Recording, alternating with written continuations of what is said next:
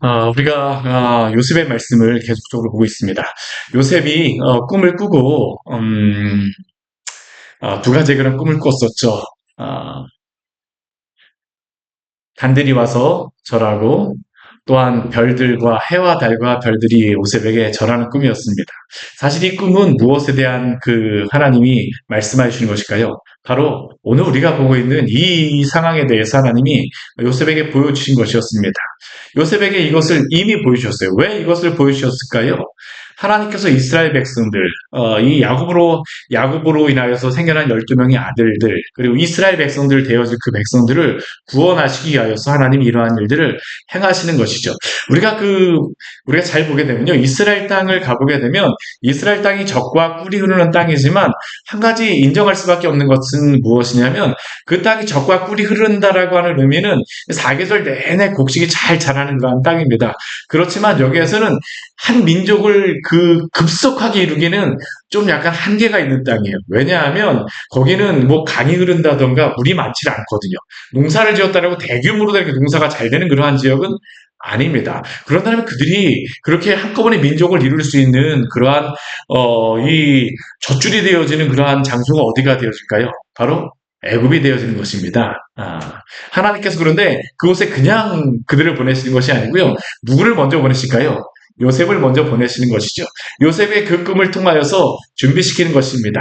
그런데 하나님이 요셉에게 그곳에 가서 준비시키는 그러한 상황 가운데에 그의 형제들은 어떻습니까? 사실 이 꿈을 그의 형제들도 요셉에게 들었지만 그 형제들은 이 꿈에 대하여서 인정하기를 원하지 않아요. 왜냐하면 그 형제들은 아버지 야곱이 그 요셉을 편애하는 그러한 것들 때문에 그 마음이 굉장히 상해 있었거든요. 그러다 보니까 그들은 어떻습니까? 요셉을 애굽의 종으로 팔아버렸습니다. 그렇죠?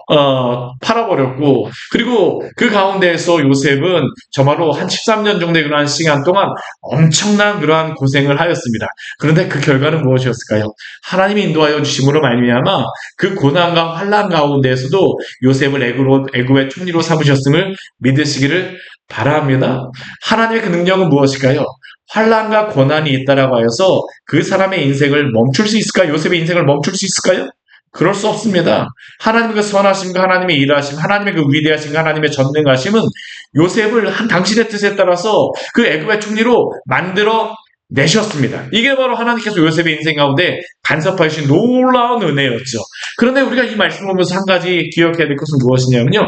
요셉을 하나님께서 이렇게 빚어가시고 애굽의 총리로 그들을 이끄심으로 요셉을 이끄심으로 말미암아 이 애굽에 올 수 있는 길들은 다지게 되었으나 그러나 또 준비되어야 될 사람들이 있어요. 누가 준비되어야 되겠습니까? 요셉의 형들도 준비되어야 됩니다. 왜 그렇습니까? 요셉의 형들이 요셉을 그냥 그렇게 팔아먹는다라는 것은 있을 수가 없는 것이거든요. 그러면 그들이 그렇게 요셉을 팔고 나서 그 다음에 그들이 행해야 될 것이 무엇일까요? 회개하며 그들의 죄를 뉘우치는 것이 필요합니다. 오늘 이 말씀을 보게 되면 이 뒷부분의 말씀을 보게 되면 요셉의 형들이 그 회개하고 뉘우치는 그러한 말씀과 함께 요셉의 가족의 그러한 야곱의 가족에 있었던 그 이 편애와 그 상처들이 회복되어지는 말씀들이 여기에 나오고 있습니다. 근데 오늘 말씀을 보게 되면요. 이 요셉의 형들의 모습을 한번 보십시오. 참 이게 편하지를 못해요. 한번 오늘 그 18절 말씀을 보게 되면 요셉이 그 형제들을 사흘 만에 감옥에서 이끌어내었습니다. 이렇게 이끌어내면서 요셉이 뭐라고 이야기하냐면요. 나는 하나님을 경외하니 너는 이같이 하여 생명을 보존하라. 그리고 그들에게 19절 말씀을 보게 되면 또 이렇게 말씀합니다. 우리 19절 말씀 같이 한번 읽어볼까요? 너희가 확실한 자들이면 너희 형제 중 한 사람만 그옥에 갇히게 하고 너희는 곡식을 가지고 가서 너희 집안의 굶주림을 구하고 우리 42장 우리 앞에 말씀에서는 이게 뭐라고 이야기를 하였었냐면요. 우리 그 앞에 말씀에서는 그들 모두가 여기에 누가 한 명만 가갖고 그 형제들을 데려오라고 이야기를 했었는데 한 명만 가서 그 동생을 데려옴으로 말미암아 너희가 확실한 사람임을 증명하라고 이야기했는데요. 3일 동안 이들을 감옥에 가두고 난 다음에 요셉의 그러한 반응이 약간 달라집니다. 반응이 달라져요. 어떻게 달라집니까? 형제 중 한 사람만 옥에 갇히게 하고 너희는 곡식을 가져가서 너희 집안의 굶주림을 구하라. 왜 요셉이 이렇게 얘기했을까요? 첫 번째는 지금 이렇게 9명이, 전에는 한 명만 가서 데려오라고 이야기했었는데, 지금은 9명이 가고 한 명만 남으라고 했어요? 왜 이렇게 요셉이 이야기했습니까? 남은 가족에 걱정되어졌기 때문이죠. 우리가 지금 요셉의 형제들이 이곳에 왔다 갔다 하게 되면 무엇으로 이것을 옮길 수 있는 겁니까? 그들이 타고 온 낙타라든가 사람이 이것을 옮기는 거잖아요. 그렇죠? 사람이 많이 가야지 이것을 많이 옮길 수가 있는 겁니다. 그러니까 요셉은 그 집에 있는 가나안 땅에 있는 자신의 아버지와 또한 식구들과 또 나머지 그러한 가족들이 걱정이 되었기 때문에 9명을 돌려보내고 대신 한 명만 남아서 이 애굽에 있으라고 이야기를 하였죠. 그리고 또 두 번째 그러한 이유는 그 9명의 아들을 보내는 이유는 이 야곱이 분명히 걱정할 것을 알았기 때문입니다. 그렇죠? 야곱이 나머지 형제들이 여기 감옥에 갇혀 있고 한 명만 온다면 얼마나 걱정하겠습니까? 그리고 그 아버지를 생각하였던 요셉은, 자신을 사랑하는 그 아버지 야곱을 생각하였던 요셉은 그렇게 할 수가 없었어요. 그렇기 때문에 보게 되면 요셉은 9명은 가고 한 명만 남으라고 합니다. 근데 사실 여기에는 또 다른 이유도 있다라고 할 수 있겠죠. 사실 계속적으로 지금 여기서 요셉이 여기에 보게 되면 앞에 오늘 새벽의 말씀도 그렇고 오늘 말씀도 보게 되면 이 형제들이 자신에 대해서 무엇을 증명하고 하냐면 우리는 확실한 사람이라는 것을 계속 이야기합니다. 확실한 사람. 오늘 말씀도 어떻습니까? 우리는 확실한 사람입니다라고 하는 것을 그들에게 이야기합니다. 요셉도 그들에게 그것을 증명하라고 이야기를 하죠. 우리 20절 말씀에 오게 되면 이렇게 말씀하면 우리 20절 말씀 같이 한번 해볼까요? 너희 막내 아우를 내게로 데리고 오라. 그러면 너희 말이 진실함이 되고 너희가 죽지 아니하리라 하니 그들이 그대로 하니라. 지금 요셉이 이들에게 뭐라고 이야기하냐면요. 너희 말을 증명하려고 하게 되면 너희가 그 아우를 데리고 오라는 것이죠. 그래야지만 내가 너희를 확실하게 믿을 사람으로 믿겠다라는 겁니다. 그럼 요셉이 이렇게 했을 때 요셉이 일어날 것을 무엇을 생각했을까요? 아마 이전에 요셉을 팔아먹을 때 같으면 한 명만 남고 나머지 가라고 하게 되면, 여러분들이 만약 요셉의 형제라고 생각해 보십시오. 우리가 한번 요셉의 형제라고 하게 되면 한 명만 남고 나머지가 가라고 하게 되면 그 형제들끼리 무엇을 하겠습니까? 우리 요즘에 마가복음 말씀해 보게 되면 이제 제자들끼리 예수님이 그 십자가에 달리시는 동안 이 제자들이 서로 다투었던, 논쟁했던 것이 있죠. 무엇으로 논쟁했었습니까? 누가 크냐라고 하는 것으로 논쟁했었잖아요. 그렇죠? 이 형제들도 그렇습니다. 한 명만 남고 9명이 가라고 하게 되면 요셉이 이들에게 예측할 수 있다라고, 이들이 일어날 수 있으리라고 생각하였던 것은 무엇일까요? 누가 남느냐를 가지고 그들 안에서 논쟁이 벌어질 것을 아마 요셉은 생각했을 겁니다.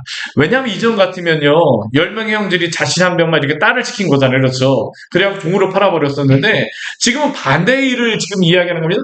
한 명만 남고 나머지 9명이 가라고 하게 되면 사실 이전 같으면 그들은 무엇 하겠습니까? 누가 가야 되는지, 누가 남아야 되는지에 대해서 싸우겠죠.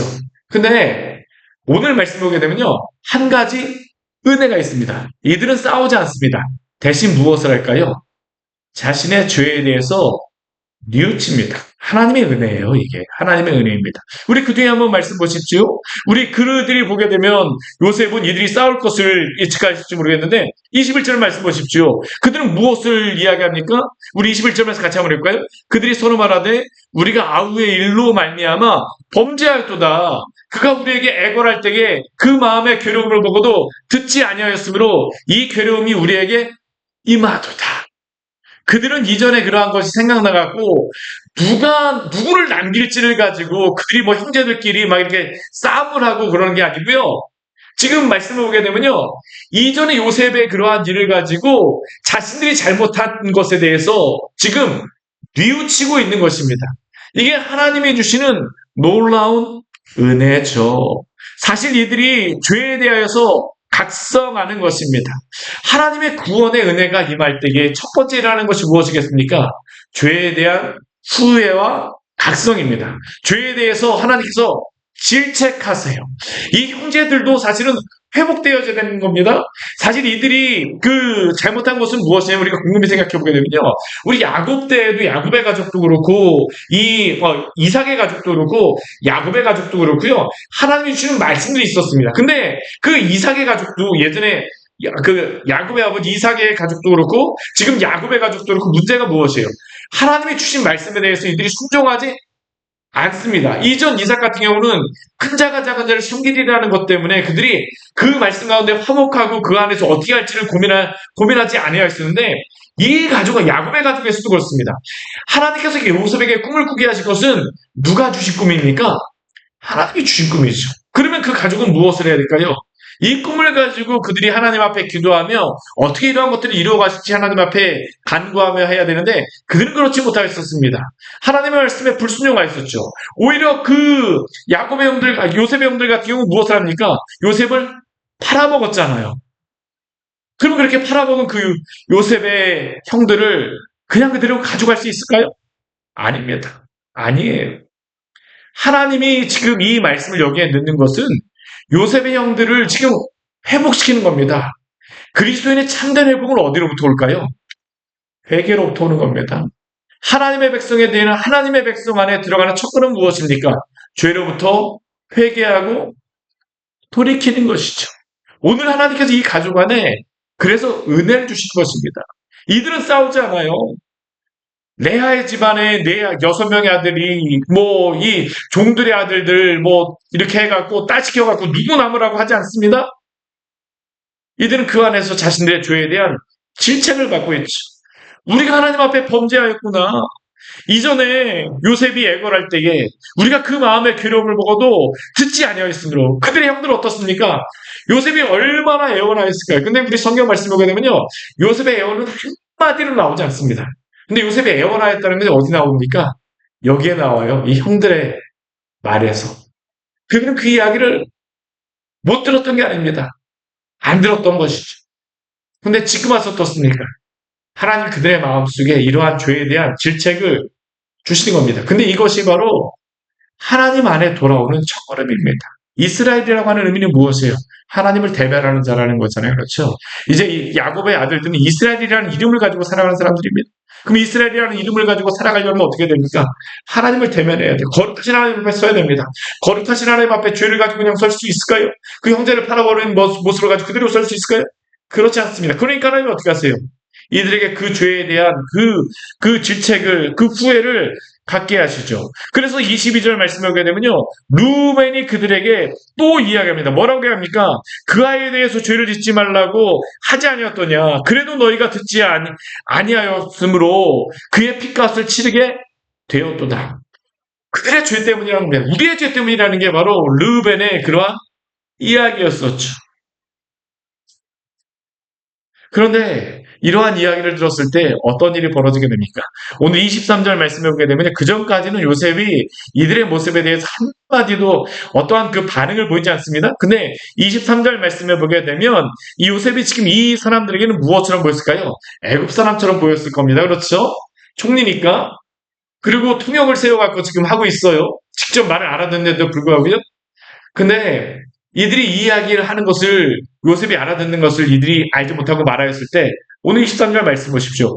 알아듣지 못하였고 듣는 줄 알지 못하였었고 그러한 것들을 요셉이 들었을 때 우리 24절 말씀에 되면 무엇을 하냐면 그들 떠나서 무엇합니까? 울고 다시 돌아왔다라고 이야기를 하지.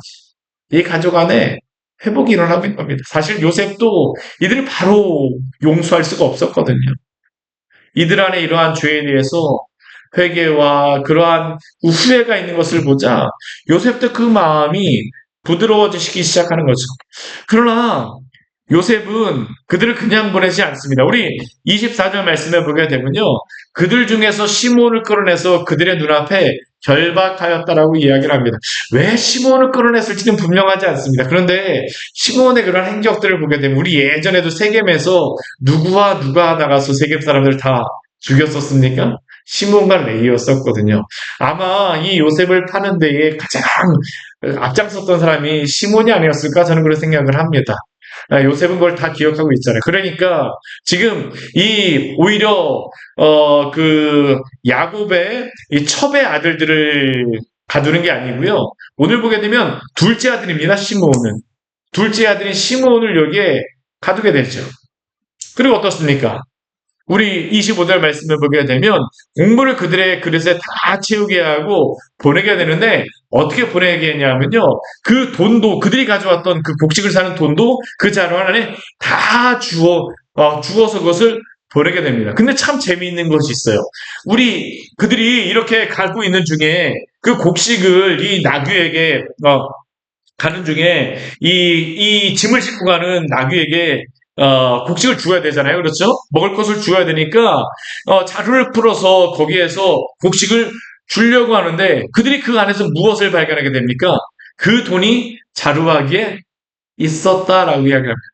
여러분들 같으면 우리 같으면 이러한 것들이 이 안에 들어있다면 어떤 마음이 들겠습니까? 기쁘잖아요. 그렇죠? 돈이 들어있다면 기쁘잖아요. 근데 오늘 이 요셉의 형들 보십시오. 기쁩니까? 기쁘지 않습니다. 오늘 28절 말씀해 보게 되면요. 이들이 그 자루 안에 있는 돈을 보고 이렇게 말합니다. 우리 같이 한번 읽어보겠습니다. 28절입니다. 그가 그 형제에게 말하되 내 돈을 도로 넣었도다. 보라 자루 속에 있도다. 이에 그들이 혼이 나서 떨며 서로 돌아보며 말하되 하나님이 어찌하여 이런 일을 우리에게 행하셨는가 하고 이들은 그 자루 안에 있는 돈을 보자 어떻게 합니까? 두려워지는 겁니다. 어느 정도 두려우냐면요. 손이 나갈 정도입니다. 정신이 나갈 정도예요. 심지어는 그들이 뭐라고 합니까? 하나님이 어찌하여 우리에게 이러한 일을 행하셨는가? 요셉은 왜 여기에다가 이 자료에다 돈을 넣었을까요? 호의로서 넣었을 것입니다. 분명히 야곱에게 아버지에게 호의적인 그러한 마음으로서 다시 돌려주는 그러한 것일 거예요. 이후에도 보게 되면 이 돈을 가져왔다는 했는데 요셉이 그것을 찾지 않아요. 그렇죠? 그런데 분명히 어떠한 그 나쁜 마음보다는 그래도 그 형들에게 이 돈을 돌려주는 그냥 뭐 구태 받을 필요가 없으니까 돌려주었음에도 불구하고요. 이 형제들 어떻습니까? 이것이 너무 두렵습니다. 왜 두려울까요? 자신들이 잘못했기 때문이죠.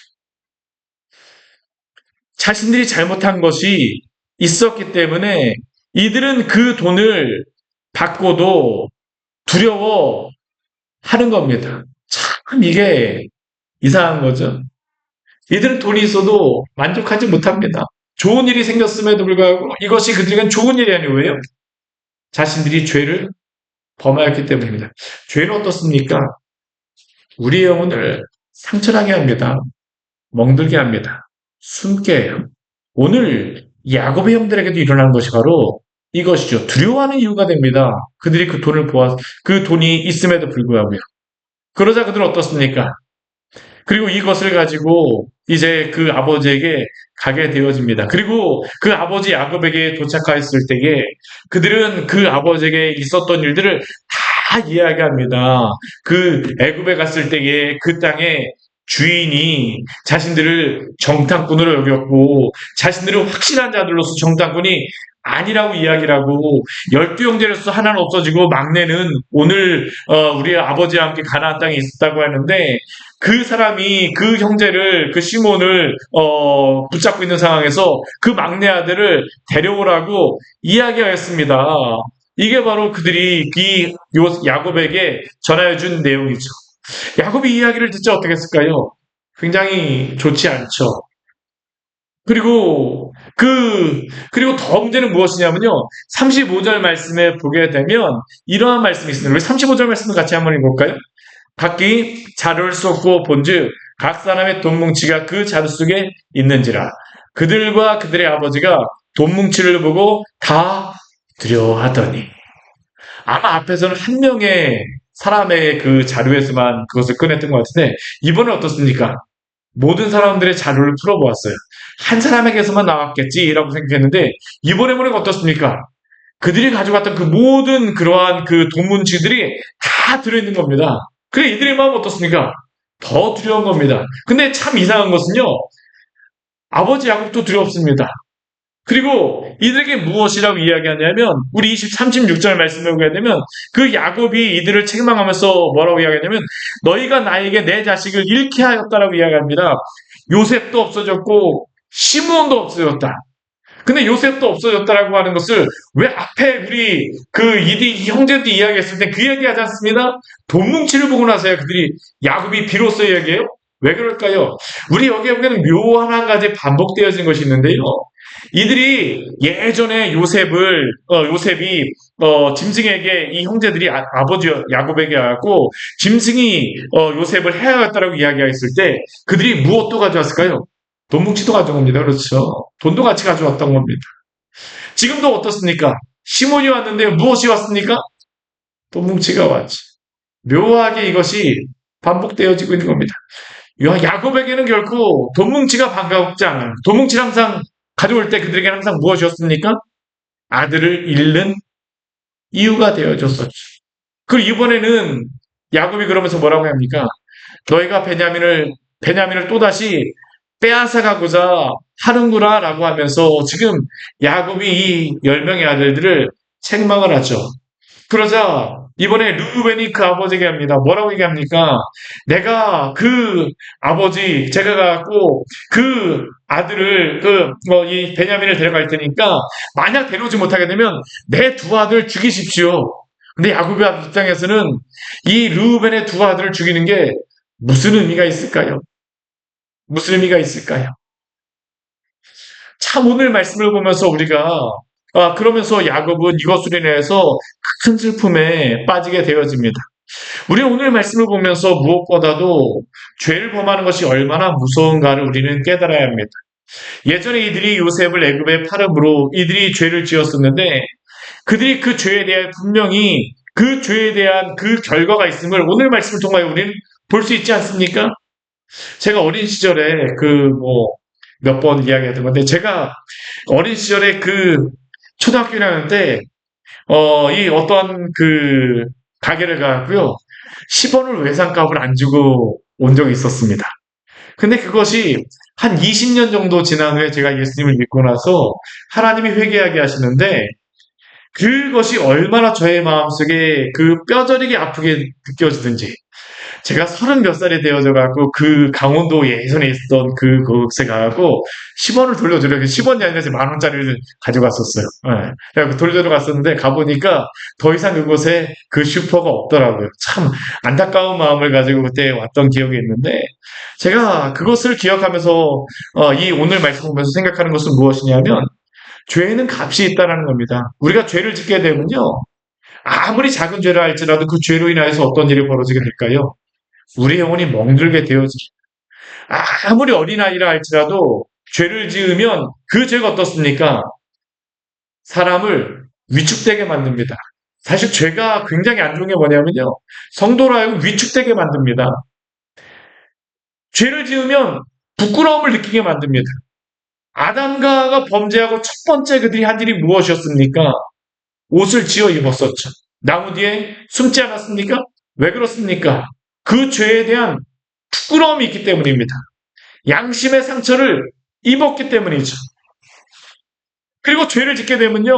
그 마음에 안식이 없습니다. 이것이 바로 죄인들에게 나타나는 일입니다. 오늘 말씀을 한번 보십시오. 이 요셉의 형들, 자신들이 그 13년 전에 그 지었던 그 죄 때문에 요셉을 그렇게 팔고 난 다음에 그들이 애굽에서 정탐꾼으로 몰리자 가장 먼저 그들에게 생각나서 그들을 자책하게 하는 것이 무엇입니까? 우리가 요셉을 이렇게 팔아먹었구나라는 것 아닙니까? 자신의 자릿 속에 있는 돈을 보면서도 그들은 자신들의 그 죄에 대해서 보게 되는 겁니다. 평안하지 않습니다. 부끄러움을 느낍니다. 죄는 그래서 우리가 항상 기억해야 될 것은 하나님과 우리 사이에 벽을 만듭니다. 사실 죄라고 하는 것은 무엇일까요? 우리는 죄라고 하는 그 본질에 대해서 한 가지 생각하지 말아야 될 것은 무엇이냐면 우리가 죄는 다른 사람들에게 죄를 범하고 한다라고 하지만 죄의 본질은 무엇이냐면요. 항상 죄는 하나님께 대하여서 짓는 것입니다. 야곱이 밧세바를 범하였을 때 그가 고백하는 것은 무엇이냐면 내가 우리아를 죽였습니다. 내가 밧세바를 범하였습니다라는 것보다도 그가 첫 번째 고백하는 것은 무엇이냐면 내가 하나님 앞에 범죄한 자라는 겁니다. 왜 그렇습니까? 죄라고 하는 것은 본질적으로 하나님의 말씀을 어기는 것이기 때문입니다. 하나님을 불순종함으로 말미암아 하나님을 기쁘시게 하지 않는 것이죠. 그렇기에 죄를 지는 그러한 사람들은 항상 하나님으로부터 피합니다. 사람으로부터 피하지만 사실은 하나님으로부터 피하는 것이죠. 심지어는 어린아이조차도 죄를 지으면 숨습니다. 이것은 죄를 지은 모든 사람들에게 일어나는 그러한 현상입니다. 그런데 은혜가 무엇일까요? 우리는 죄인임이 분명함에도 예수 그리스도가 우리의 모든 죄의 값을 치르셨다라고 성경은 우리에게 분명히 약속하여 주셨습니다. 성경은 그리스도가 우리의 모든 죄값을 치르셨음을 어떻게 말하고 있습니까? 이번 주 수요일 우리 말씀이기도 하지만 베드로전서 1장 18절과 19절 말씀을 보게 되면 이렇게 말씀합니다. 너희가 알거니와 너희 조상이 물려준 헛된 행실에서 대속함을 받은 것은 은이나 금같이 없어질 것으로 된 것이 아니요 오직 흠없고 점없는 어린 양 같은 그리스도의 보배로운 피로 된 것이니라. 우리가 구속함을 받은 것은 우리가 은을 가지고 금을 가지고 죄의 용서함을 받는 것이 아니라 우리가 어떤 행위를 가지고 용서함을 받는 것이 아니라 오직 우리 주 예수 그리스도의 그 대속함을 신 그 피로 말미암아 우리를 구원하신 줄 믿으시기를 바랍니다. 그렇기 때문에 우리는 어떻습니까? 죄의 용서함에 대해서 아무런 공로가 없습니다. 우리는 자랑할 게 아무것도 없죠. 우리의 죄값은 금과 은과 같이 없어질 것이 아니라 그리스도의 그 피값, 그 생명값으로 치루어 주셨습니다. 더군다나 흠없고 점없는 분이, 그 죄 없으신 분이 우리의 그 모든 죄를 직접 담당하여 주심으로 말미암아 하나님께서 우리의 죄를 기억하지 않으시죠. 요한일서 1장 7절 말씀에서는 그리고 또한 이렇게 말씀합니다. 그가 빛 가운데 계신 것 같이 우리도 빛 가운데 행하면 우리가 서로 사귐이 있고 그 아들 예수의 피가 우리를 모든 죄에서 깨끗하게 하실 것이요. 예수 그리스도의 그 피가 우리를 모든 죄에서 깨끗하게 하여 주십니다. 그리고 예수 그리스도가 우리의 죄를 깨끗하게 하여 주심으로 말미암아 우리는 그리스도 안에서 하나님의 사귐이 회복되어지는 것입니다. 성도의 사귐도 어디에서 회복되어질까요? 그리스도 안에서 회복되어지는 것입니다. 우리가 진정으로 용서하는 방법은 무엇입니까? 그리스도 안에서 우리가 용서함을 받고 그리스도 안에서 형제를 용서하는 겁니다. 왜요? 나 같은 죄인 살리신 그리스도의 그 크신 은혜를 알게 되면 용서 못할 사람이 없기 때문입니다. 요한일서 2장 12절 말씀에서도 이렇게 말씀합니다. 자녀들아 내가 너희에게 쓰는 것은 너희 죄가 그의 이름으로 말미암아 사함을 받았으며 사랑하는 여러분 우리의 죄는 예수 그리스도의 그 이름으로 말미암아 용서함을 받았음을 믿으시기를 바랍니다. 아무나 이 죄의 은혜를 누리지 못합니다. 우리 주 예수 그리스도의 그 구원의 은혜를 또한 성령께서 우리에게 깨닫게 하여 주시고 자각하게 하여 주심으로 회개한 자들에게 이 놀라운 은혜를 누리게 하여 주시죠. 오늘 말씀을 정리하도록 하겠습니다. 죄는 분명한 값이 있습니다. 영혼으로 하여금 멍들게 합니다. 숨게 합니다. 그러나 그 죄로부터 어떻게 용서함을 받고 그 죄로부터 노임을 받을 수 있습니까? 우리 주 예수 그리스도로 말미암아 우리를 용서하여 주시는 그 은혜 안에 또한 우리의 죄가 용서함을 받았음을 기억하며 우리가 날마다 그 은혜 안에 살아가기를 원합니다. 같이 기도하도록 하겠습니다. 우리 오늘 말씀 같이 기억하면서 우리 기도하기로 합니다. 우리 요셉의 형들, 우리의 모습을 보게